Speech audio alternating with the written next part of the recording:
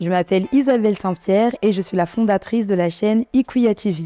Je t'accompagne dans tout ce qui est coaching, formation, afin que tu puisses développer ta croissance personnelle, mais aussi professionnelle et devenir la personne que tu veux réellement manifester.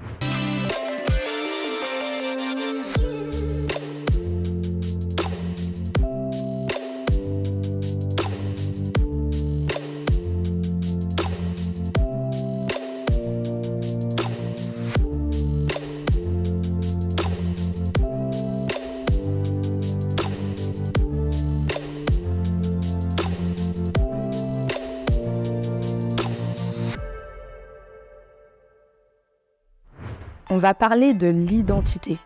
C'est vraiment ce qui te rend unique, ce qui te distingue d'une autre personne. Mais il y a une complexité derrière cette notion.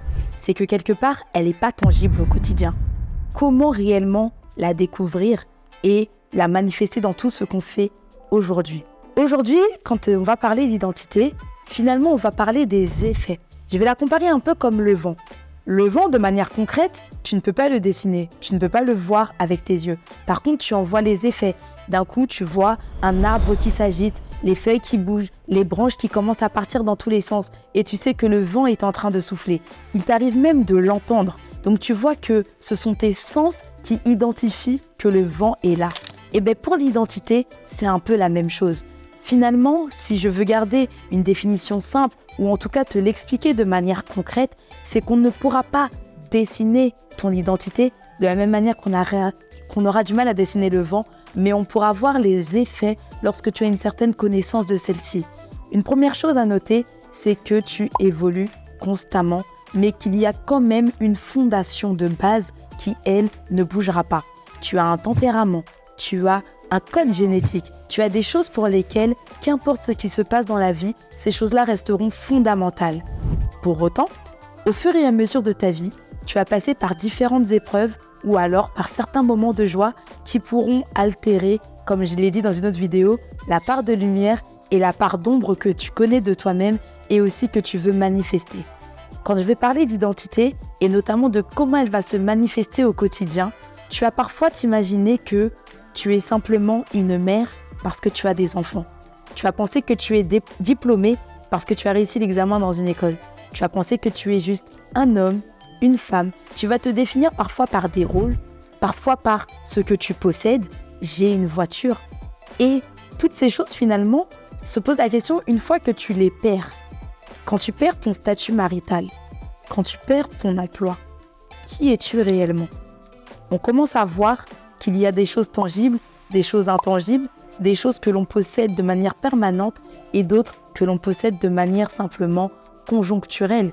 Et si tu fais l'erreur de placer toute ta valeur, qui tu es, ta singularité, sur tes diplômes, sur ton statut marital ou non, sur le fait d'avoir des enfants ou non, ou alors tout plein d'autres exemples du quotidien qui peuvent venir, le jour où tu perdras ces choses, tu te sentiras perdu.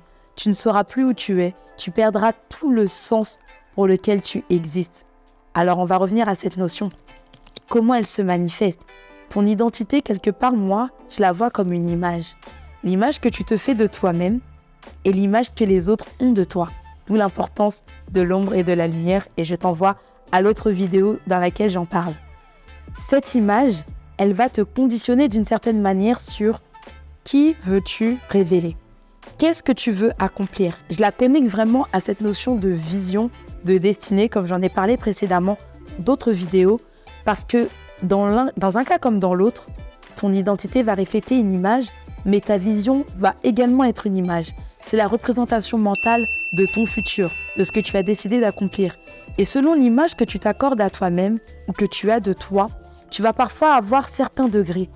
Si tu as une faible estime de toi-même, alors peut-être que l'image que tu as de toi est erronée. Alors comment veux-tu avoir une vision qui soit ambitieuse, qui aille de l'avant, qui te fasse envie d'aller plus loin, de te lever chaque matin, si l'image que tu as de qui tu es, elle est faible aujourd'hui? Ou au contraire, si tu as une très forte estime de toi-même, que tu as confiance en toi, une image positive de toi et que les autres autour de toi te le renvoient, probablement, il te sera plus facile d'avoir une vision ambitieuse de ce que tu es capable de faire et ainsi d'activer ton plein potentiel. Donc, On parle d'identité. L'identité qui est une image, qui est conditionnée ou du moins qui est reliée à la notion de vision, qui elle-même est une image. Et là, l'image de toi-même. Qu'est-ce que tu renvoies aux autres et quelle est l'image que tu renvoies à ton inconscient, si je peux le dire en ces termes. Parce qu'en fonction de ça, lorsqu'une difficulté, ou pas une difficulté, mais un nouveau palier, un nouveau niveau va se présenter à toi, la réalité, c'est que ce nouveau palier, ce nouveau niveau va te demander « mais qui es-tu » Et souvent, qu'est-ce que ça vient toucher chez nous? C'est la question de la légitimité. Suis-je la bonne personne pour cette promotion que l'on m'accorde au travail? Suis-je la bonne personne pour aller au bout des rêves que j'ai chaque jour, qui croissent au-dedans de moi, que j'ai envie de réaliser, mais quelque part, j'ai comme un syndrome de l'imposteur. J'ai l'impression que je ne fit pas, que je ne matche pas avec ce rêve, cette ambition, ce domaine dans lequel je veux aller. Quelle est cette image aujourd'hui qui soit te propulse ou alors te limite dans ton quotidien? C'est là que tu vas voir que la connaissance de soi est fondamentale.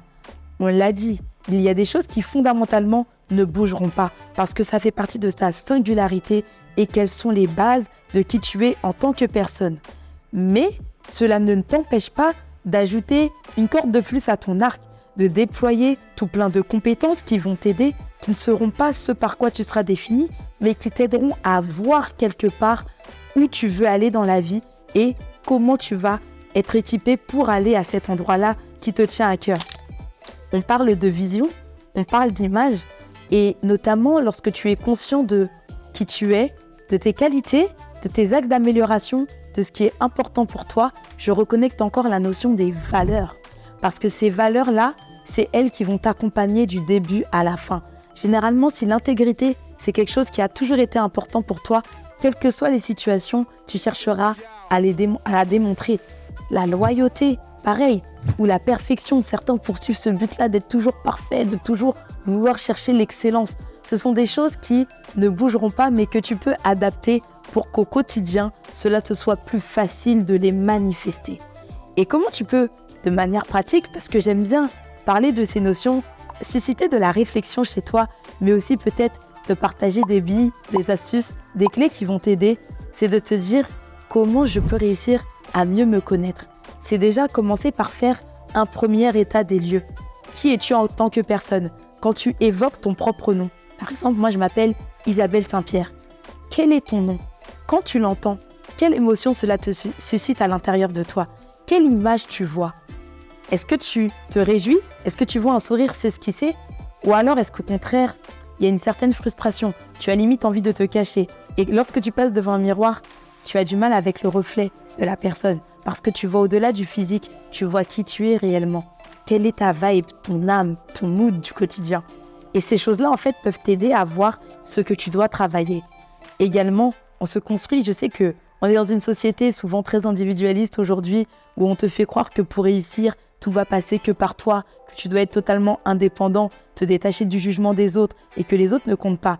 Mais en réalité, si tu es vrai avec toi-même, tu verras que tu aimes voir dans les yeux d'une autre personne, ça peut être tes parents, la fierté qu'ils éprouvent à ton égard lorsqu'ils pensent à toi, lorsqu'ils évoquent ton nom ou qu'ils évoquent même tes succès.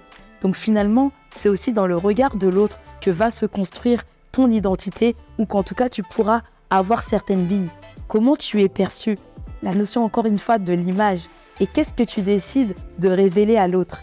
Et jusqu'où, et ce sera mon dernier point, jusqu'où es-tu prêt à confronter ta part d'ombre et aller à l'intérieur de toi-même? Des choses qui ne te plaisent pas aujourd'hui et que tu vois chez les autres. Et ça, tu sais, parfois ça en dit long aussi sur qui tu es réellement à l'intérieur de toi. Il y a des comportements qui t'irritent plus que d'autres. Il y a des situations dans lesquelles tu n'aimes pas te retrouver.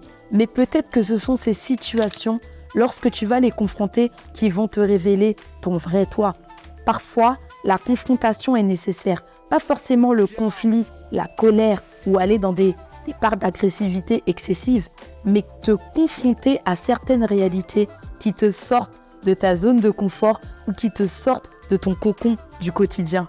Essaye de confronter ces choses et peut-être que tu apprendras à te découvrir sous une nouvelle forme, sous un autre angle. Et également en faisant quotidiennement des choses qui te dépassent, qui te paraissent impossibles et jusqu'à ce que tu vois que finalement, tu as réussi à les atteindre, ces choses te permettront d'améliorer la connaissance que tu as de toi-même et potentiellement l'image complète, tant dans sa part d'ombre que sa part de lumière que tu as de toi. Si tu as à cœur en tout cas de me partager comment tu développes au quotidien ton identité, ton image de toi-même, ou en tout cas la définition que tu y accoles, je serais ravie d'échanger avec toi dans les commentaires. Et si tu veux aller plus loin et que tu veux réellement confronter ces situations qui vont t'aider à te révéler pleinement dans ta part d'ombre, mais aussi dans ta part de lumière, n'hésite pas à prendre un rendez-vous gratuitement avec moi dans le lien vers mon agenda qui se trouve en description. Et je te dis à très bientôt.